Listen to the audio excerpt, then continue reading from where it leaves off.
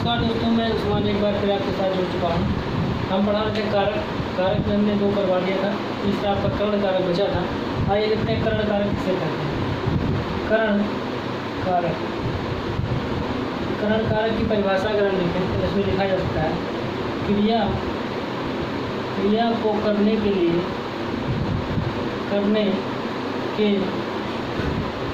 लिए जिस साधन की आवश्यकता होती है, जिस साधन का इस्तेमाल किया जाता है, किया जाता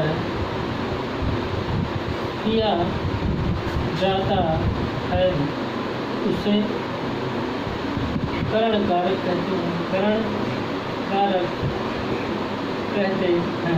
हमने आपको बताया क्रिया को करने के लिए जिस साधन का इस्तेमाल किया जाता है उसे कर्ण कारक कहते हैं। जैसे राम साइकिल से विद्यालय जाता है। राम साइकिल से विद्यालय जाता है। साधन क्या है? साइकिल आपको क्या हो गया? कर्ण कारक।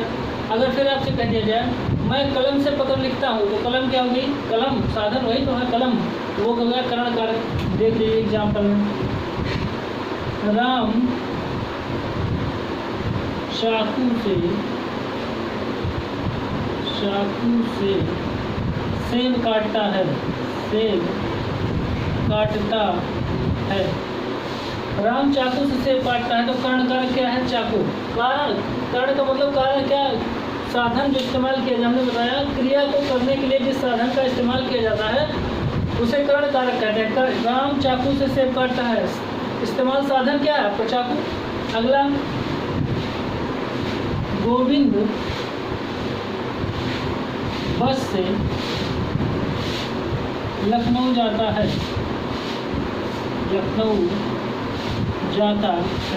गोविंद बस से लखनऊ जाता है, साधन क्या है? बस। कर्ण कारक क्या है? बस। और देख लीजिए,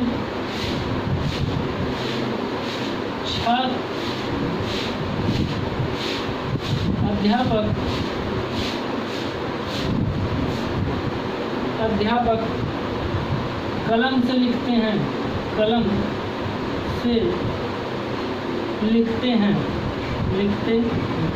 कलम क्या है? साधन है। यही आपको क्या है? कर्ण कारक को समझना हो तो आप ये समझ लीजिए, साधन क्या है इस्तेमाल किया जा रहा है वही कर्ण कारक होता है। चाकू, बस, कलम, ये आपको क्या है? कर्ण कारक। मैंने कह दिया सीता माइक में गाना गाती है, तो आप समझ लें माइक क्या है? कर्ण कारक है। अगर हमने कह दिया फिर राहुल कुल्हाड़ी से लकड़ी काटता है, कुल्हाड़ी क्या है? इस्तेमाल किया जा रहा है साधन, वही आपका कर्ण कारक है। चलिए आगे देख लेते हैं। आइए कर्ण कारक के बाद दूसरा संप्रदान देखते हैं।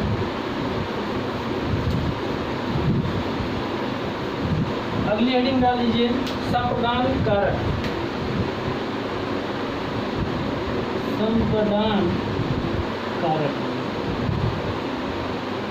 इसकी परिभाषा होती है जिसके लिए कुछ किया जाए या जिसको कुछ दिया जाए। जिसको कुछ दिया जाए या किसी के लिए या जिसके लिए कुछ किया जाए। जिसके लिए कुछ किया जाए वो क्या होता है? संप्रदान कारक। आइए देख लेते हैं एग्जाम्पल।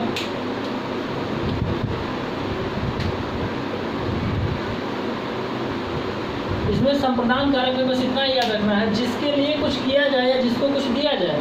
हमने लिख दिया माँ ने बच्चों को मिठाई दी। माँ ने बच्चों को मिठाई दी, किसके लिए किया जा रहा है? माँ कर रही है, किसके लिए कर रही है? बच्चों के लिए कर रही है, तो बच्चे क्या होंगे? ये आपका संप्रदान के लिए। अगला उदाहरण लिखते हैं, अध्यापक ने बच्चों को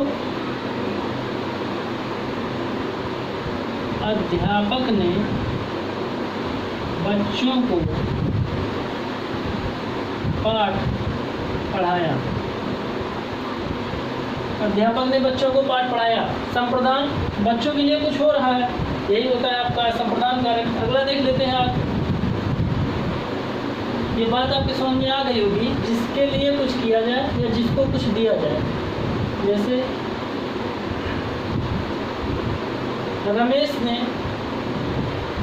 रोहन को कंबल दिया, ठीक। इसी तरह जहाँ भी किसी के लिए कुछ किया जाए या किसी को कुछ दिया जाए, किसी को देने की बात हो या किसी के लिए कुछ करने की बात हो, तो वहाँ संप्रदान कारक करेंगे। आगे देखिए, अपादान कारक।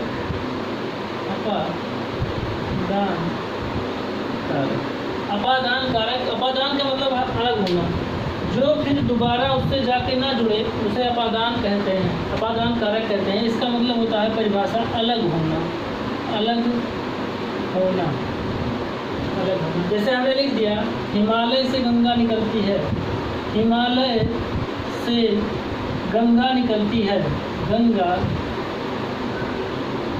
निकलती है, हिमालय से गंगा निकलती है। गंगा कहाँ से अलग हो रही है? हिमालय से। तो हिमालय क्या है? अपादान। हमने बताया अलग होना।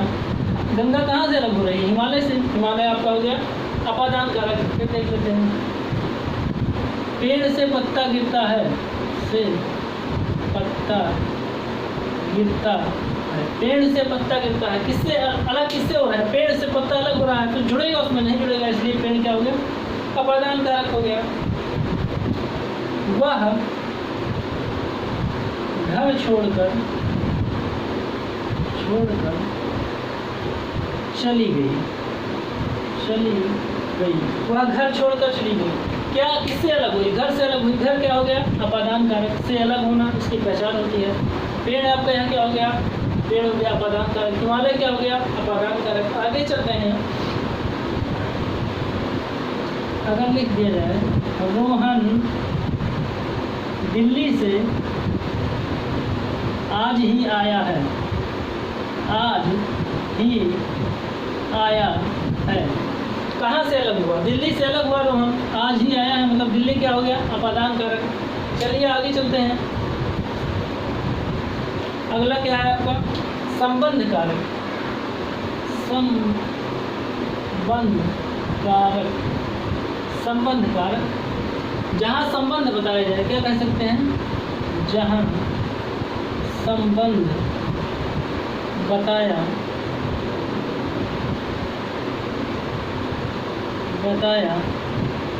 जहाँ संबंध बताया जाए वहाँ संबंध कारक होता है। संबंध कारक की परिभाषा हो गई।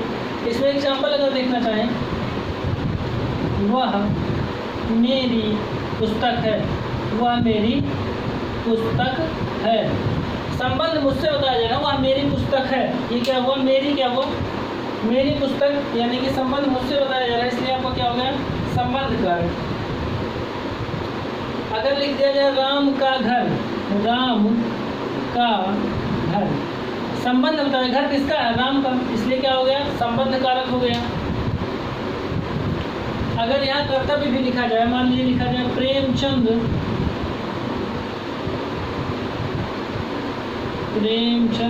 का उपन्यास, प्रेमचंद्र का उपन्यास। उपन्यास का संबंध किससे बताया जा रहा है? प्रेमचंद, यानी कर्तव्य की बात करेगा तब भी आपको क्या होगा? संबंध कारक। आगे चलिए, अगला कारक आपका होगा, अगला कारक के पहले आप लिखिए, अगर इसमें माप तौल की बात भी की जा रही है, हमने लिख दिया 10 रुपए के चने, 10 रुपए के चने, तो इसका कहीं ना कहीं संबंध बताया जा रहा है। चने कितने के हैं? 10 रुपए के। चने का संबंध 10 रुपए से, इसलिए भी क्या हुआ? संबंध कारक। अगला आपका है अधिकरण कारक। अधिकरण कारक, अधिकरण कारक आप लोग जानते होंगे, संबंध बताता है। ये भी किसी स्थान से संबंध बताएगा या किसी वस्तु से संबंध बताएगा। स्थान संबंधी या काल संबंधी? स्थान से संबंध बताएगा, स्थान संबंधी या काल संबंधी? काल संबंधी। स्थान से संबंध बताएगा या काल से संबंध बताएगा? एग्जाम्पल में देखिए, मेज पर पुस्तक रखी है, मेज पर पुस्तक रखी है, मेज पर संबंध बता रहा है। हमने बताया स्थान, मेज स्थान बता रहा है, पर पुस्तक रखी है, ये आपका होगा मेज पर पुस्तक रखी है। अगला एग्जाम्पल देख लीजिए, अगला लिख दिया जाए मामा जी घर में हैं। ये भी स्थान के बारे में बता रहा है। मामा जी घर में किस स्थान पे? घर में हैं। अगला अगर लिख दिया काल के बारे में, अगर आप बताएंगे काल संबंधी हमने लिखा। काल में अगर लिख दिया जाए परीक्षा नवंबर में है, ये आपका काल संबंधी होगा। काल यानी कि समय के बारे में जो बताए, परीक्षा नवंबर में है। नवंबर परीक्षा का संबंध किससे है? नवंबर में परीक्षा है, यही आपका काल संबंधी होगा। ये काल को बताया गया है। अगला देख लेते हैं संबोधन कारक। हमारा काज खत्म हो जाएगा, कल आप समास पढ़ाएंगे। अगला आपका हो गया संबोधन कारक। संबोधन कारक जहाँ पुकारने या संबोधन करने का भाव प्रकट हो, उसे क्या कहते हैं? उसे संबोधन कारक कहते हैं। जहाँ पुकारने या संबोधन करने का भाव प्रकट हो वहाँ संबोधन कारक होता है। जब आप किसी को बुलाते हैं, अरे इधर आओ, राम यहाँ आओ, इस प्रकार जब आप कहते हैं तो वो संबोधन कारक होता है। ये एग्जाम्पल देख लेते हैं। पहला एग्जाम्पल देख लीजिए। मोदी जी क्या कहते हैं? भाइयों और बहनों। ये क्या कहते हैं? संबोधन करते हैं। भाइयों और बहनों ये संबोधन है। किसी को बुलाया जा रहा है बात कहने के लिए, भाइयों और बहनों मैं आपके लिए कुछ करना चाहता हूँ। आगे दूसरा एग्जाम्पल देख लीजिए। भाइयों और बहनों ये मोदी जी का बहुत प्रिय भाषण है। पहले स्नेह से स्टार्ट करते हैं।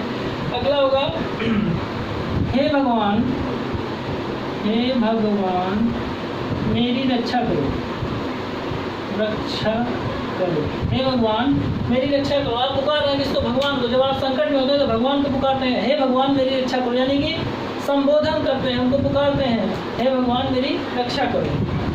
आइए अगला एग्जाम्पल देख लेते हैं।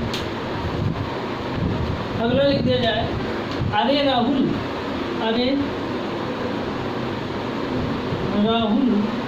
यहाँ आना। हमने बुलाया, अरे राहुल यहाँ आना।